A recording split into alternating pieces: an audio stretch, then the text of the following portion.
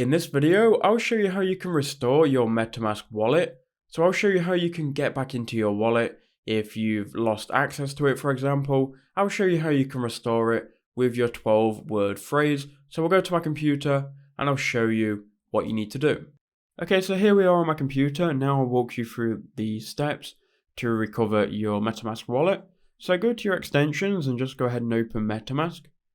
And if it gives you this window here and you don't know your password and you want to recover your wallet, you can go to import using secret recovery phrase here.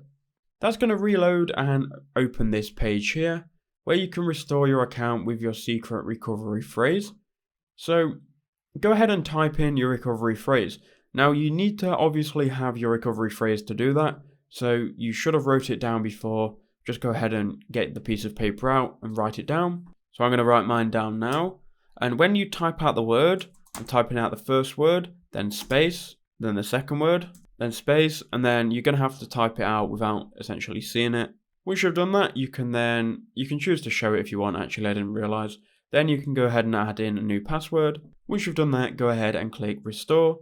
And there you go, you're now back into your MetaMask wallet